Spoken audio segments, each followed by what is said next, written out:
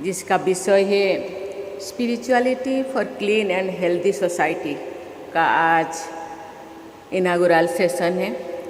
इस सेशन में मंच में विराजमान राजस्थान के राज्यपाल श्री हरिभाऊ बागड़े जी, राजजगिनी मोहिनी बहन जी और जयंती बहन जी, राजजगी ब्रिजमोहन भाई जी और मृत्युंजय भाई जी, ब्रह्मा कुमारी परिवार के सभी राजजगी भाई और बहनों, देवियों और स्वजनों, स्वच्छ और स्वस्थ समाज के लिए आध्यात्मिकता विषय पर आयोजित इस ग्लोबल समिट में आप सबके बीच उपस्थित होकर मुझे अत्यंत प्रसन्नता हो रही है।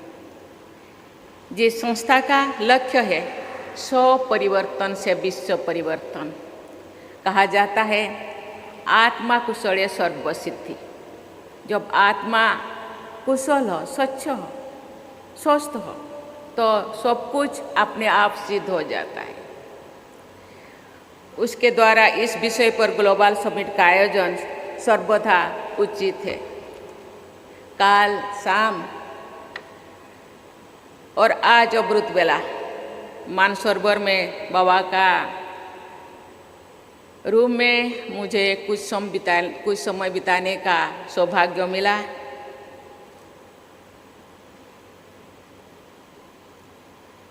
इसके साथ काल करीब 30-40 सीनियर राजजगिनी भाई बहन से थोड़े समय बिताने का, वार्तालाप करने का मुझे सौभाग्य मिला। लेकिन राजजगी निर्बल भाई जी की कमी मुझे महसूस हुई। वे आजीवन मानवता के कल्याण के प्रति समर्पित थे। वैश्विक शांति और नैतिकता पर आधारित समाज निर्माण के प्रयासों के लिए उनको हमेशा याद किया जाएगा। मैं उनकी पुण्य स्मृति को नमन करती हूँ। देवियों और स्वजनों, आध्यात्मिकता का मतलब धार्मिक होना या सांसारिक कार्य का त्याग कर देना नहीं है। आध्यात्मिकता अर्थ है अपने भीतर की शक्ति को पहचान कर अपने आचरण और विचारों में शुद्धता लाना। मनुष्य अपने कर्मों का त्याग करके नहीं बल्कि अपने कर्मों को सुधार कर बेहतर इंसान बन सकता है। विचारों और कर्मों में शुद्धता जीवन के हर क्षेत्रों में संतुलन और शांति लाने का मार्ग है। ये एक स्वस्थ और स्वच्छ समाज के निर्माण के लिए भी आवश्यक है। ये माना जाता है कि स्वच्छ शरीर में ही पवित्र अंतःकरण का वास होता है। सभी परंपराओं में स्वच्छता को महत्व दिया जाता है। कोई भी पवित्र क्रिया करने से पहले स्वयं और अपने परिवेश की साफ सफाई का ध्यान रखा जाता है। लेकिन स्वच्छता केवल बाहरी वातावरण में नहीं बल्कि हमारे विचारों और कर्मों में भी होने चाहिए। कहा जाता है, मेरे पूर्व राजजगिनी जयंती बहन, मोहिनी बहन, ब्रिज भाई, ब्रिजमोहन भाई, मृत्युंजय भाई सभी ने बोले हम परमात्मा के संतान हैं। परमात्मा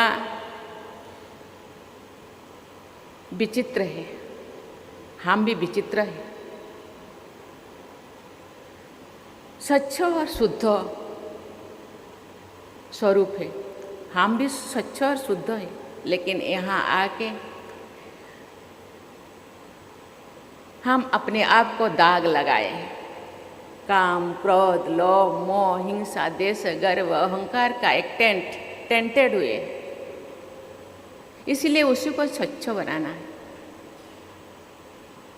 मैं जो बता रही थी आत्मा कुशल सर्वसिद्धि, जब आत्मा शुद्ध होगा सब सिद्धि हो जाएगी।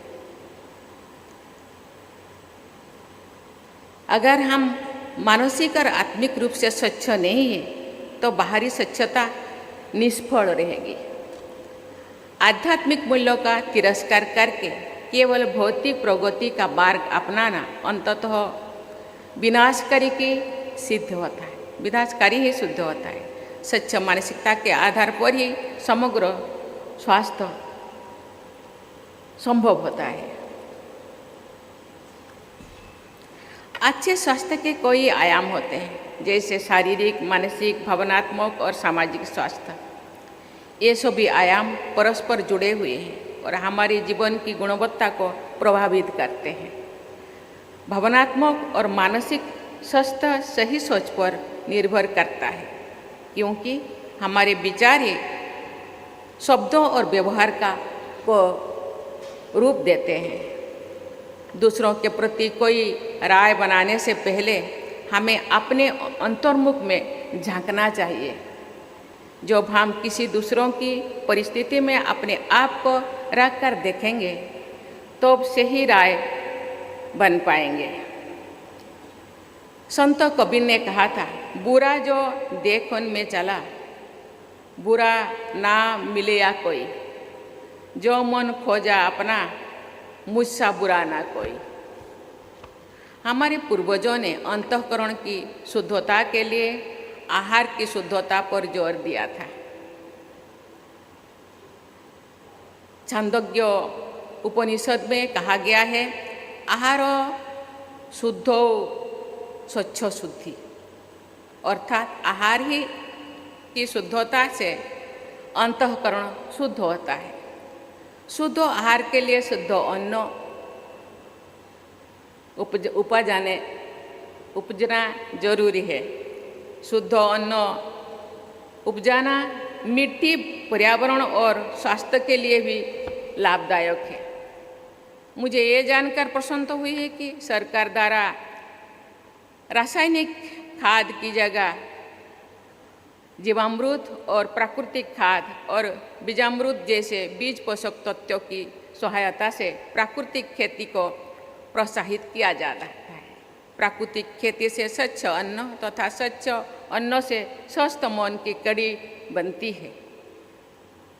जैसे बीके भाई बहन जैविक खेती को प्रोत्साहन किए हैं और चारों तरफ जैविक खेती करने के लिए वो प्रोत्साहित करते हैं और खुद भी करते हैं। ये शरीर के लिए, मन के लिए बहुत ही उपयोगी है। इसीलिए कहा जाता है, जैसा अन्न ऐसा मन।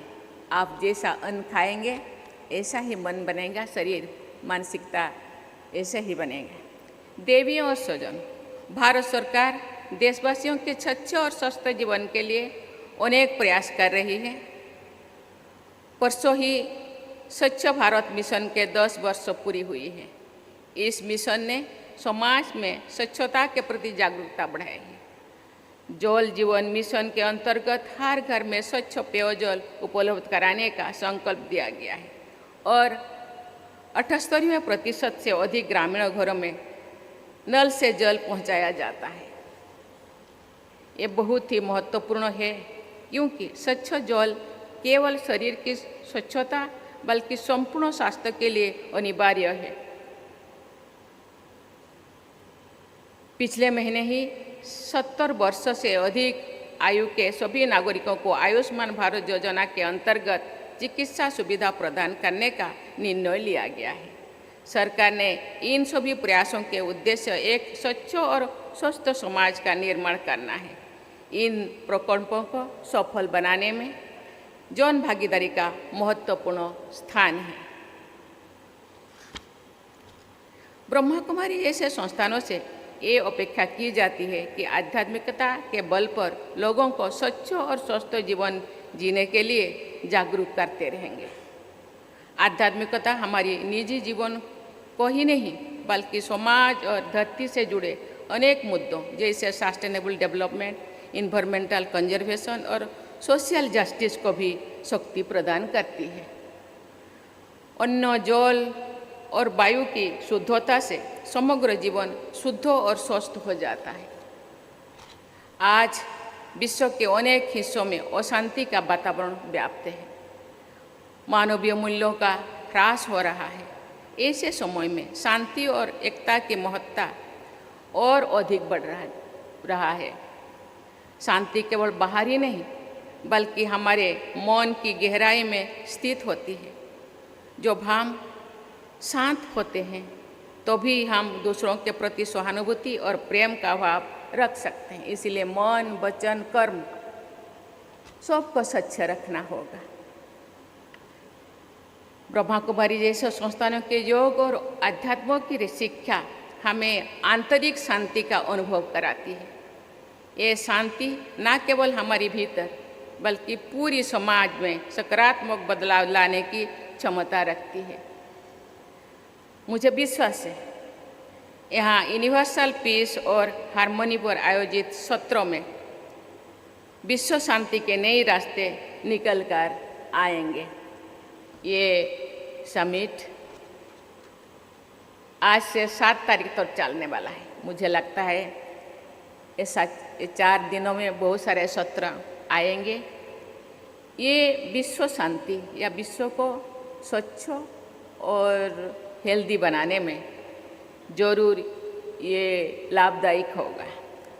आज जब हम ग्लोबल वार्मिंग और पर्यावरण प्रदूषण के विपरीत प्रभावों से जूझ रहे हैं, तो अब इन चुनौतियों का सामना करने के लिए सभी संभव प्रयास करने चाहिए। मनुष्य को ये समझना चाहिए कि वो इस धरती का स्वामी नहीं है, बल्कि पृथ्वी के संरक्षण के लिए जिम्मेवार है। हम ट्रस्टी हैं, हम ओनर नहीं हैं। इसलिए ट्रस्टी के रूप में ये धरती, ये प्लानेट को हम लोगों को उसी दिशा में केयर लेना है, संभालना है, आगे बढ़ाना है। इसे अपने विवेक से इस ग्रह की रक्षा करनी है। मुझे ये जानकर प्रसन्नता हुई है कि इस समिट के एक सत्र में क्लाइमेट चेंज का सामना करने के लिए सामूहिक उपायों पर भी चर्चा होगी। हम जानते हैं कि अभी जैसे क्लाइमेट जो है चेंज हो रहा है, कहीं ज़्यादा बारिश होने के बाद बाढ़, सुनामी का परिस्थिति है, कहाँ सुखाड़ है, लोग तरह तरह के परेशानियाँ झेलते हैं। इसीलिए परिवेश को सुस्त करने, जितने मनुष्य की पॉपुलेशन बढ़ रहा है, जैसे पॉपुलेशन उसी हिसाब से हम लोगों को पेड़ पौधे काट रहा है। आज मैं वहाँ एक पेड़ लगाई हूँ। भारत सरकार ने 140 करोड़ भाई बहनों से अनुरोध किए हैं, हर भाई बहन एक एक माँ के नाम पे एक पेड़ लगाए।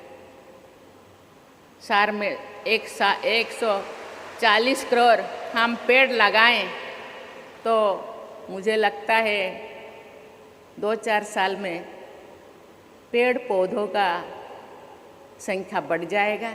जो क्लाइमेट चेंज हो रहा है वो भी आहिस्ता आहिस्ता सुधर जाएगा। ये जल वायु जो प्रदूषित हो रहा है, मुझे लगता है आहिस्ता आहिस्ता प्रदूषण होना बंद हो जाएगा। ये संस्थाएं गांव-गांव तक, शहर तक, शहर में इतने सारे संस्थाएं हैं। संस्थाएं के भाई बहन सभी परिवार से जुड़ते हैं। सभी परिवार को इस संदेश के साथ, मुझे पता है बहनें अपने अपने संस्था के द्वारा जितने भी पेड़ लगा रहे हैं ठीक है, लेकिन सभी परिवार, सभी लोग एक एक पेड़ अपने माँ के नाम या अपने जन्मदिन पर हर साल एक एक पेड़ लगाएंगे तो मुझे लगता है जो परिस्थिति आज दिखाई दे रहा है वो परिस्थिति आहिस्ता आहिस्ता सुधर जाएगा। जो भारत की स्वाधीनता के 100 वर्ष पूरी होंगे तो ये संस्था 110 वर्षों की हो जाएगी। हमने आज़ादी के शताब्दी वर्ष तक भारत को एक विकसित राष्ट्र बनाने का लक्ष्य रखा है, एक ऐसा राष्ट्र बनाने का जो हर क्षेत्र में दुनिया को दिशा दिखा सके। भारत प्राचीन काल से ही आध्यात्म के क्षेत्रों में विश्व समुदाय का मार्गदर्शन करता रहा है। मेरा कामना है कि ब्रह्मा कुमारी जैसे संस्थाएं भारत की इस पहचान को और मजबूत बनानेगी। देवियों स्वजन, भौतिकता हमें क्षण भर की शारीरिक और मानसिक संतुष्टि देती है।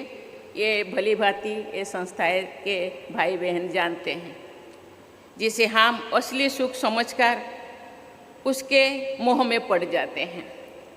यही मोह हमारी असंतुष्टि और दुख का कारण बन जाता है।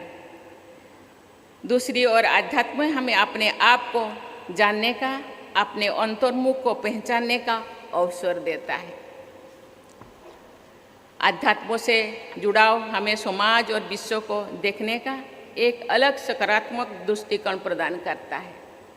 ये दृष्टिकोण हम में सभी प्राणियों के प्रति दया और प्रकृति के प्रति संवेदनशीलता का भाव उत्पन्न करता है। मेरा मानना है कि आध्यात्मिकता न केवल व्यक्तिगत विकास का साधन है, बल्कि ये समाज में सकारात्मक बदलाव लाने का मार्ग भी है।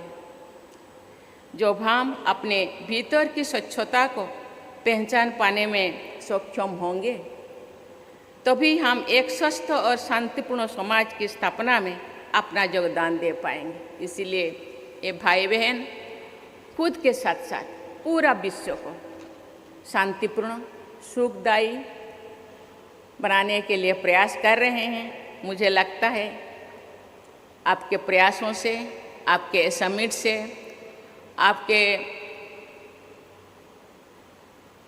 1937 से अभी तक के यात्रा से मुझे लगता है विश्व का परिवर्तन जरूर संभव होगा। कहा जाता है आप प्रयास करने से सब कुछ मिल जाएगा।